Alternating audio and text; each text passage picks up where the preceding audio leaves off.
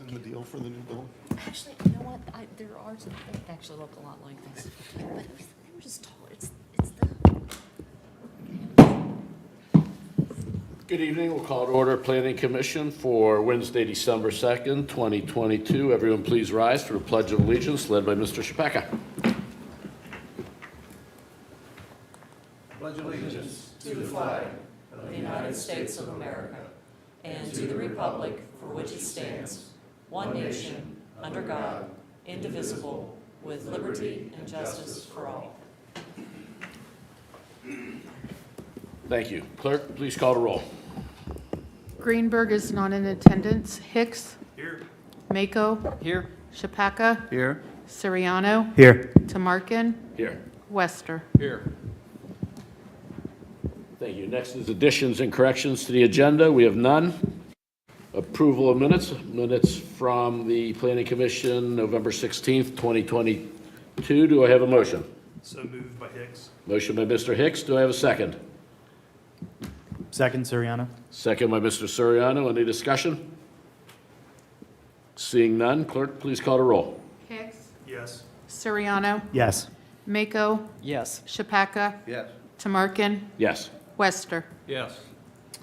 So moved. Next, we'll swear in the applicants and the speakers. I'll turn it over to Mr. Roth, Assistant City Attorney. Thank you, Mr. Chair. We are now at the public hearing portion of the meeting. The public hearing will operate as follows. Administrative staff will make a presentation or comment on the application. The applicant or their representative may then make a presentation or comment on the application. Public comment will then be open for 3 minutes allowed per speaker. Additional time may be requested. Permission is at the discretion of the chair. Speakers must complete a speaker slip and come to the podium and state their name. The applicant will then be given 10 minutes to comment. Additional time may be requested. Permission is at the discretion of the chair. If there is more than one application pending for a particular address, the presentation on each application may be consolidated and presented as one. At this time, will persons wishing to present testimony this evening please rise and raise your right hand to be sworn in. Do you solemnly swear that the testimony you are about to provide will be the truth, the whole truth, and nothing but the truth? If so, state I do. Thank you. Thank you, Mr. Roth. Next, we'll move into the application portion of the meeting. I'll read them into the record. First, we have DR-0023-2022 to consider a design review application for a building design and property located at Crescent at Central Park, Lot 2, parcel ID 025-013-773, current zoning select commercial planned district, SCPD, Todd Kimling, applicant. I'll turn it over to Mr. Blackford for a presentation from the city. Thank you, Mr. Chair. On the screen is the location and zoning map. We've seen this property earlier this year. We've also seen the property just to the south and this year as well. It's zoned SCPD, which is Select Commercial Plan District. Tonight, we're not considering a new development. We saw a request earlier this year in June for a new medical building. This was the renderings that were provided. The color at that time was Belden, Alaska white velour. What they're proposing is to change that color to Brampton brick graphite. There are no other changes requested. Same use, same layout, change of building color. This particular color palette that you see on the screen, going back and doing a little bit of research, we have approved similar colors in this general area, not on Buckles Court North of Crescent at Central Park, but there are some properties in the Claycraft Road area and also Taylor Road, some redevelopments there that have very similar color palette here. This is images, the renderings of the two properties that are just across the street. And the property to the south is this right here. So they went with the natural brick colors. The code, we do have design review districts that talk about materials and colors. It's pretty light on those recommendations.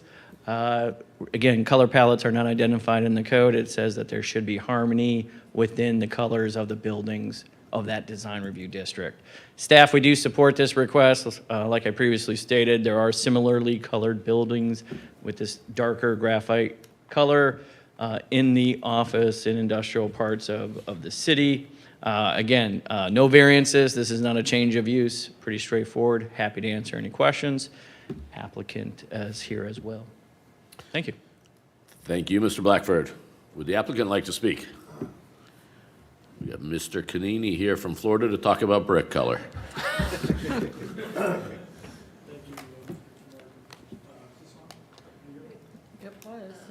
Doesn't sound like it. That. Yes, no, maybe? Yep. There we go, there we go. Yes, Larry Canini, Canini and Associates, master developer. I thought it would be important for me to be here just to let the commission know that we as the developers are satisfied with this request. I serve as kind of the architectural review committee for the development. So that is why I'm making an appearance. I have Todd Kimling here from Noon Development to answer any questions, but as Michael pointed out, no changes to any of the structure, parking, landscaping, none of that. Just, I believe one of our clients, one of the partner clients, after kind of going the direction of the white, had an opportunity to see the MI Homes building at Easton. And I'm sure many of you have seen it now that it's been up and built. And I think that's kind of where Dr. Manava kind of started to change his mind. And if you haven't been out there lately, the steel is up on this building, the structure is going up. And we've also started expanding the road extension for the other parts of the project that are going to be coming before you soon. So in any event, that's really why I'm here, and Todd can answer any questions. From a standpoint of signage, if you might recall when we were here for the FDP and design review on this building originally, we have shown signage just as a sense of where it could go. We are wrapping up, because this is a multi-tenant building and we have some national tenants, we pretty much have wrapped up getting all the branding that we needed, and we are working towards getting that package to you. So we will be in front of you sometime soon with that signage package that will set pretty much the barometer for the other buildings as well. So that's where we are right now on signage. Thank you, Mr. Canini, and I will point out there's a picture of the MI Home building in our packet that was provided to us by the city. Taken In the by me. application. That's my quality photography work there. It looks good. My Droid phone. Is there anyone from the public who would like to comment on this application? Seeing none, we'll close the public portion of the meeting and turn it over to the committee. Any questions? Architects? I don't have any questions, I just have comments. Okay. Seeing no questions, do I have a motion? Mr. Chair, I move for approval on design review 0023-2022. I have a motion by Mr. Wester. Do I have a second? Second, Siriano. Second by Soriano. Any discussion? Yeah, Mr. Chair, I think with regard to design reviews, I think we mostly, we are certainly looking for consistency with materials. And when I look at the Buckles track and this development and the buildings that are there, certainly we can, while we might not find that brick color as we did not with the white, I think, the palette is relatively neutral. We see it in some of the, we see grays and steels in some of the other, looking at the MI Homes building, I don't know if it's the intent, Mr. Canini, but it's kind of an iron spotted brick, so it has a nice texture and reflectivity to it. It tends to have a lot of life to it, so I think that's a really handsome treatment, especially for that brick tone. So I'll be in support. Thank you, Mr. Soriano. Mr. Hicks? Thank you, Mr. Chair. Just a comment, Mr. Canini, if this developer thing doesn't work out for you, maybe photography is in your future, so Maybe. that was it. I've never owned a camera. I remember having Polaroids that you used to Yeah. print and, it spit it out. I used to carry one in the back of my truck when I used to build houses, and I'm remembering how I used to have to go buy the cartridges. So that's about as far as I go, the phone. I don't own a camera per se, but thank you, John. No other discussion. Clerk, please call the roll. I apologize. I had the first as Wester. Can you please tell me who made the second? Suriano. Thank you. Wester, Yes. Siriano, Yes. Hicks, Yes. Mako, Yes. Shapaka, Yes. Tamarkin. Yes. Thank you very much. We Gentlemen, look thank forward you. to continued progress on the building. Yes, we'll see you soon, I'm sure. Thank you. We'll be back for the signs. Next, we'll move on to design review DR-0024-2022 to consider a design review application for site plan for property located at 6579 Taylor Road, parcel IDs 027-000008 and 027-00150. Current zoning OCT, Taylor Road Commercial Park Project. Robert Levesque, applicant. Mr. Blackford. Thank you, Mr. Chair. Tonight, we have a design review request. The Levesque project in question, this was originally approved back in, I believe it was April of last year. It's zoned OCT. It's now 2 parcels. When Planning Commission originally saw this last year, it was 1 parcel. They did subdivide it, and when they subdivide it, and again, this happens on larger developments. I believe this is 20-plus acres, a number of buildings. You know, when you go through the original approval process, sometimes you need to modify it slightly to keep up with market demands. And tonight's request is really fairly straightforward. It's doing some parking lot revisions. So again, there's no change of use. The use is allowed by the zoning. There's not a change to the architecture or the colors. It's really amending, again, that approval from last year to have some additional parking spaces and some additional landscaping. So 3 alterations, 47 additional spaces. We see this a lot with our industrial areas. You can't have too many parking spaces, so adding a few additional as those buildings get divided up. We see that quite frequently. Those parking spaces are divided between the east and west parcel. They removed some landscaping, and they're adding a significant amount of landscaping, well above and beyond what the code requires. So on the screen right now is the original plan, and really the area that we'll show here momentarily. The parcel, I believe, was split kind of down the center here. But it's really this parking area right here where you see it's landscaping and then the proposed, and this shows up, I believe this is in your application package. It shows up better on my laptop than it does on your screen. But this is where the landscaping was removed and the additional parking, some of that additional parking was added. Again, here's that original plan. This time Taylor Road is on the left side of the screen instead of the north. Right here, this landscape island is removed, and additional parking has been added. Lots of additional landscaping around the perimeter of the properties. Great thing is on this request, there's no variances, so there's not, this exceeds the minimum parking requirements. It greatly exceeds the minimum landscaping requirements. Again, no variances, so staff, we do recommend approval. Happy to answer any questions you may have. Thank you, Mr. Chair. Thank you, Mr. Blackford. Would the applicant like to speak? Please state your name, address, and relationship to the project. Sure. Ryan Grassley with Kimley Horn. I'm the civil engineer representing Robert Levesque on this project. Address is 7965 North High Street in Columbus, Ohio. Not much to add. I just want to be here to answer questions for all you. This was approved in April of 2021, and since then, as was mentioned, it was split, and the people that are purchasing the western building essentially wanted more parking, so we are trying to accommodate that for them. If there's anything else, I'm happy to answer questions. Excellent. Is there anyone from the public who would like to comment on this? Seeing none, we'll close the public comment portion of the meeting and turn it over to the commission for questions.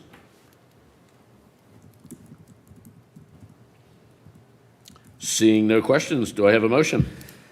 Mr. Chair, I recommend, like to make a motion to approve application DR-0024-2022. I have a motion by Mr. Mako. Do I have a second? Second, Wester. Second by Mr. Wester. Any discussion?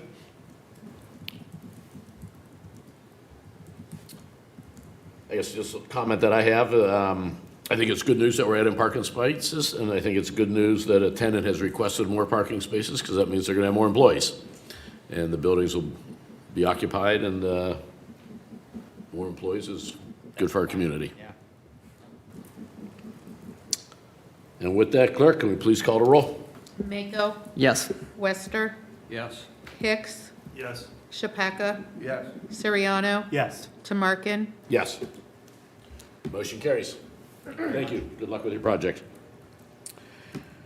We will now move on to variance V-0034-2022 to consider a variance application to vary Chapter 1141.08A yard requirements of the codified ordinance of the City of Gahanna for a room addition for property located at 1148 Summer Hill Circle, parcel ID 025-011549, current zoning SF2, Brent Clark, applicant. Mr. Blackford. Thank you, Mr. Chair. The penultimate item on our agenda is, of course, a variance, residential variance. The property is it's a corner lot, of course, like we typically see here. Farmwood Place in Summer Hill Circle. The zoning on this particular property is SF2, Single Family 2.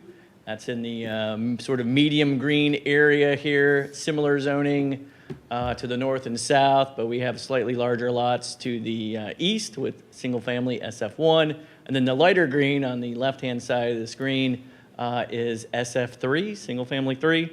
And if this property were in SF3, we wouldn't be here tonight. So they are requesting a variance to add an addition. The setback requirements for a corner lot, 2 front yards, 40 feet each. If it, like I said, if it was zoned SF3, it would be 35 feet would be the setback, so a variance wouldn't be necessary. Like we see a lot of times, it's a corner lot, and I think on this next slide, we're gonna see, and again, it doesn't show up super well here on the screen, but you can see this red line here that they were kind enough to provide. That 40-foot setback eats up a significant amount of property here. One thing I think that's, maybe it's obvious, maybe it isn't, but when we're looking at setbacks with a building addition, it's much more difficult to locate a building addition meeting current code than, say, an unattached structure like a shed or a unattached garage, because obviously there's certain, flows to the home, and that's going to dictate where some of these additions can go.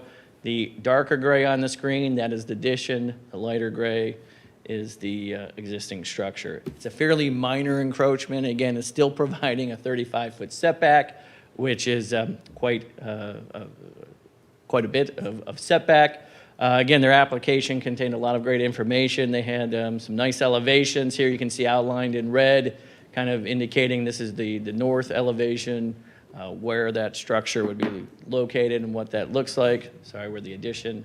And this is the east elevation, which would be viewable from the roadway there. So staff, we do support the variance request. It's a corner lot. We see this often on corner lots. Again, because there's a double front yard requirement. 5-foot encroachment is fairly minor in nature. And if this were an accessory unattached structure, there'd be a lot more area to place it. With a building addition, it is rather difficult at times. So staff, we'd be happy to answer any questions. And it looks like the applicant is ready to talk. He's ready. Thank you, Mr. Blackford. We'll turn it over to the applicant. Any comments you'd like to make? First, state your name, address. My name is Brent, representing William Johnson. The address is 1148 Summer Hill Circle in Gahanna, Ohio. I'm open to questions that you all may have. Okay. So first, we'll say, are there any questions from the public? Seeing none, we'll turn it over to the commission.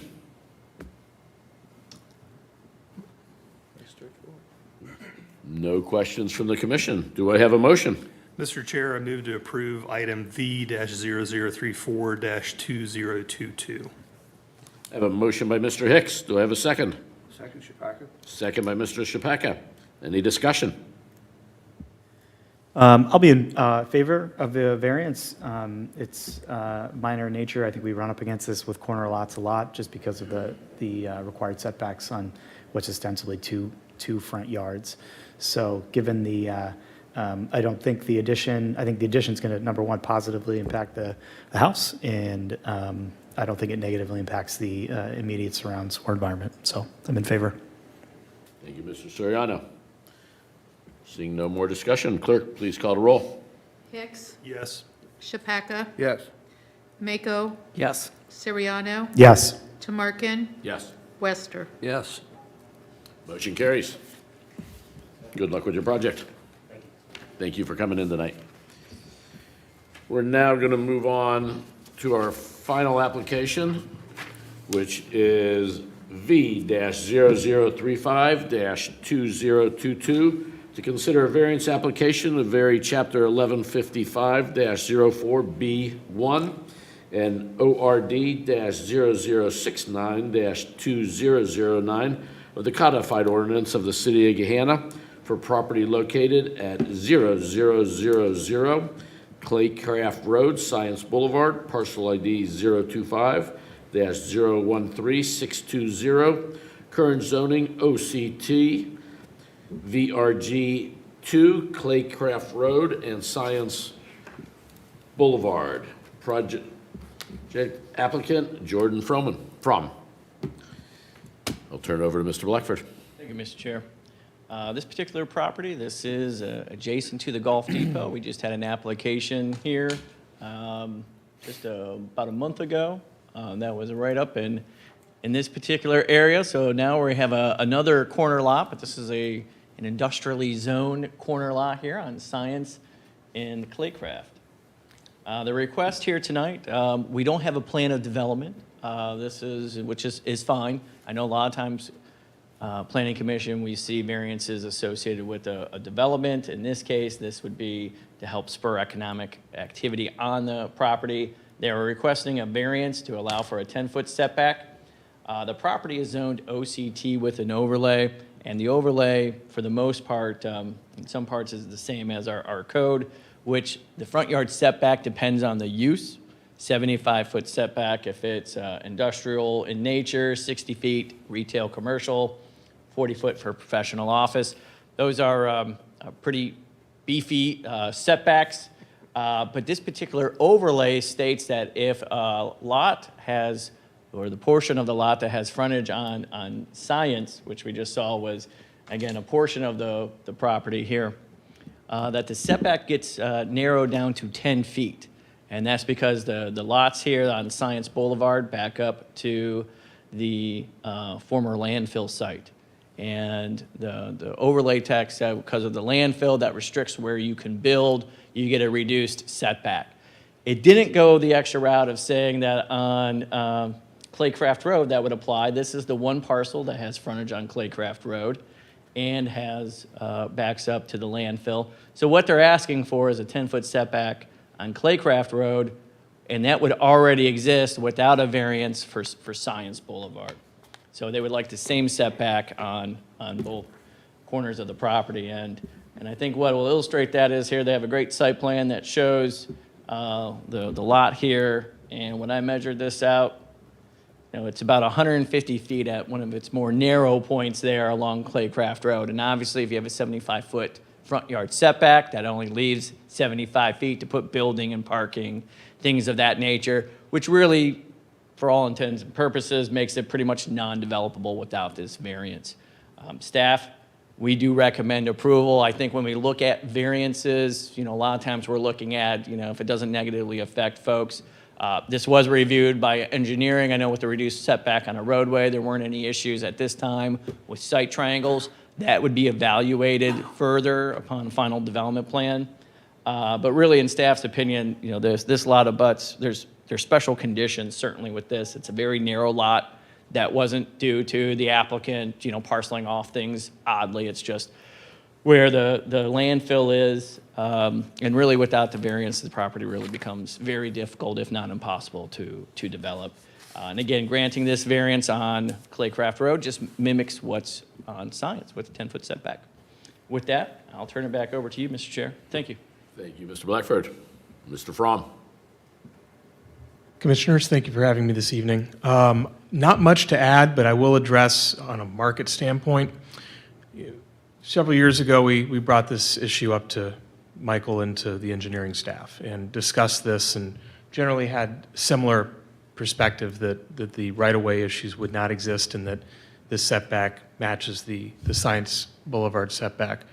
We were waiting at the time to see if we had a qualified group to look at the site, so then they would have the responsibility to pursue the variance. And what we've heard from the market over the last several years is that, let us know when it's set and ready, and then maybe we'll take a look at it.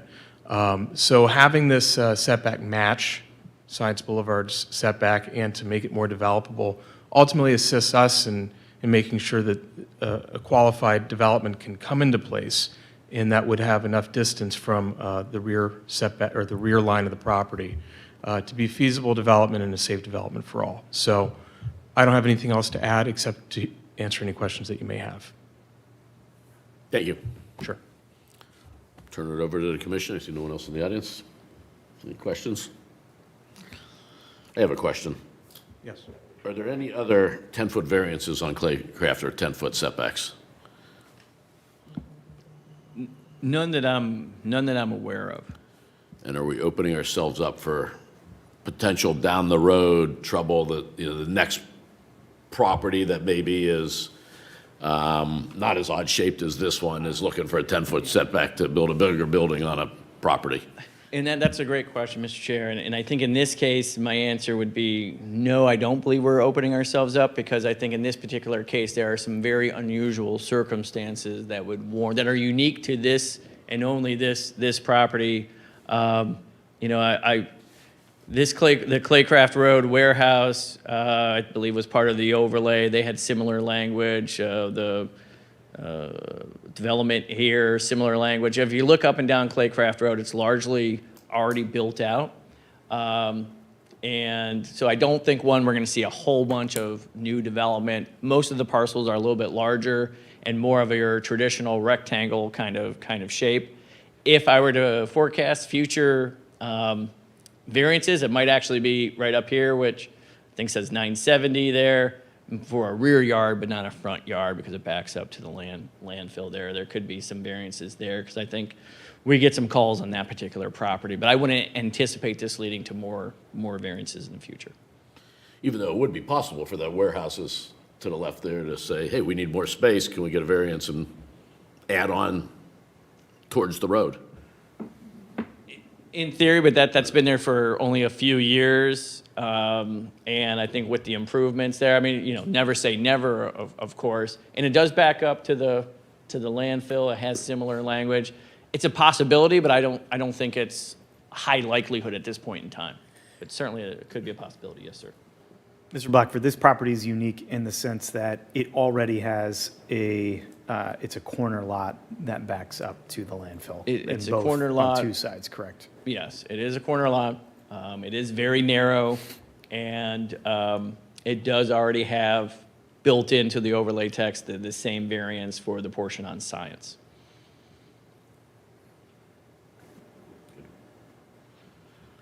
Seeing no more questions, do I have a motion?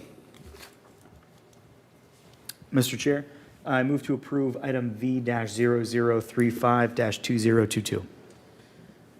I have a motion by Mr. Suriano. Do I have a second? Second by Hicks. Second by Mr. Hicks. Any comments? I'm going to be in favor of the variance. I think as we've kind of outlined and discussed, the setback from Claycraft on a narrow lot that backs up to a landfill, I think have a pretty significant impact on the way to develop this property for highest and best use.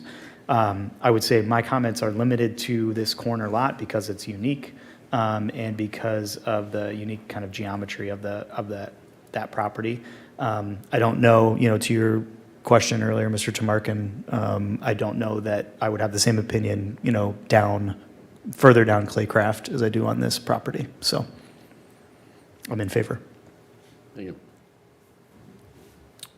I'll agree with that. Seeing no more comments, clerk, please call the roll. Suriano? Yes. Hicks? Yes. Mako? Yes. Chapaka? Yes. Tamarkin? Yes. Wester? Yes.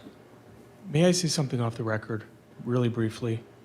I'm sorry to interrupt the end of the meeting here, but this is the first, I've been to many planning commission meetings, and this is the first I've attended where Bonnie's not here. And I just wanted to express my condolences to you all. And it's, just wanted to put that out there.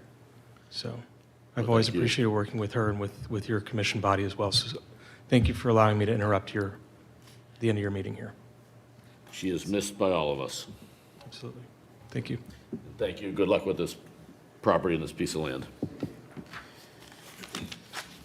All right, those are our projects. Next, we'll go to unfinished business. We have none. New business, we have none. Official reports, Mr. Roth? None? None. Director of Planning? Mr. Chair, I would only add that at this time, I don't believe we have any items for the December 21st meeting. There's still a little bit of time, so there might be a design review or two, but at this time, it doesn't look like we'll have a meeting. That sounds good. And City Council liaison? A few items here. One, the rezoning that we saw on Granville Street recently, Planning Commission did, that will be going for a public hearing and a vote on December 19th. The city's budget, hopefully, we recently had some public comment this week on the budget, and if everything goes as planned, that would be voted on the 2023 budget December 19th as well. And then I know we talked about previously, there was an appeal filed on the sheets. Don't want to steal anybody's thunder if they were going to bring that up, but yes, there is an appeal on sheets with the date to be determined. Thank you. Thank you, Mr. Blackford. Madam Mayor? Sure, thank you. Mr. Hicks, you give a CIC report, don't you? If asked. Oh, okay. We'll ask. All right, well, then I'll let you speak to that. No, I guess you will now, won't you? I'll let you speak to CIC's work. Just a couple of things. 825 Tech Center Drive. We have begun the architectural and engineering process. We had our first kickoff meeting with the team from Michael Schuster and Associates.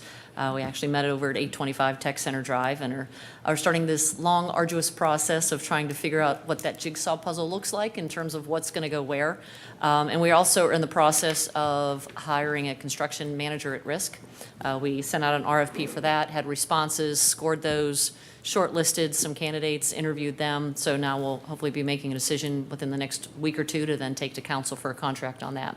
So that project continues to move along on the timeline we had hoped to follow, and let's keep our fingers crossed it continues to do that. And the only other thing I will mention is just a couple of weeks ago, council approved a revised development agreement, or at least a request to revise the development agreement for the Crescent at Central Park. That development agreement actually modified the number of rental units. It increased it to, I think, 296. Is that correct, Director Blackford? Also increased the use for medical office that will go on that northwest portion of that property, and then some slightly reduced commercial use there to accommodate the expanded residential use. But that was approved by council a week or two ago. So that project is continues to move forward as well with just, I think, 5 medical office buildings that will now be on that northeast corridor, and a potential new medical office building on the northwest corridor as well. So continues to be a project that evolves as a medical campus and a big attraction, and it's leading us to look at other things that we're doing in that area to how we can complement what's happening over there. That's all I have. Thank you. Thank you. Mr. Hicks, CIC. I have no, no, I'm just kidding. I announced at our last meeting that there would be an announcement at a Business First breakfast that was going to occur on Friday, November 18th. At that meeting, the Gahanna's Community Improvement Corporation announced that they are in contract to acquire 4 acres plus or minus in the Creekside area for a mixed-use redevelopment project. So there, if you're a Business First subscriber, you can access that article in last week's Rocky Fork Enterprises. It also was a front page article that you can read as well. It's still in the infancy stages as far as contract negotiation. No developer agreement, nothing of that sort, no renderings or final development plans. So stay tuned for more information as we approach year end and into the new year. Good, very exciting news, good for Gahanna. Comments from the chair. I have some prepared comments about the Sheets appeal, and I'll encourage some other discussion, but first I want to note the appeal was filed by the Voorhees Law Firm. And to put it out there, I am a friend of the Voorhees Law Firm. I ride on the Voorhees Peloton team for Pelotonian. I've done that for 8 years now. But the 3 lawyers who did file this appeal, I do not know any of the 3. In their appeal, if we look at Section 2A in bold print, they list here, the Planning Commission was required to approve the application because it easily satisfied the plain terms of the zoning code, which, if we're required to approve something, why do we exist? You know, we're not required to approve anything, in my personal opinion. So, I certainly would like to take some appeal to that, or, discuss that language, I think is wrong. Then when they talk about the 4 reasons for a plan, the Planning Commission shall approve an application for conditional use if the following conditions are met. Number 3, the proposed development will not have undesirable effects on the surrounding area. And number 4, the proposed development will be in keeping with the existing land use character and physical development of the potential of the area. So, I'd just like to add some comments on this. I kind of wish I had a little more information. I had done this a few weeks ago when the Sheets people were in here, but I want to put it out there now, put it on the record. So number 3, about having undesirable effects, the attorneys are certainly taking the approach that it will not. I'd like to dispute that a little bit. At 3:45 a.m. on October 30th, 3 days prior to our meeting, it was reported that 8 men with semi-automatic weapons came out of a Sheets gas station on Cassidy Avenue and opened fire. 20 shell casings were found. Kevin Saboskny, an innocent bystander in a passing car, was struck by a stray bullet and killed. Kevin, who is from my hometown of Youngstown, was the valedictorian of his high school class at Girard High School and an honor student at Youngstown State University. You can't always blame the retailer for customers' behavior. As you all know, I've been a retailer for the vast majority of my professional career. I've seen it all, and again, you can't necessarily hold the retailer responsible for what happens and the behavior of their customers. But a certain type of business can be a magnet for trouble. And a 24-hour business in a neighborhood that does not have other 24-hour businesses just can cause and become a magnet for that kind of behavior. So, number 3, for the conditional use, does the proposed development will not have undesirable effects on the surrounding area? It is certainly very possible.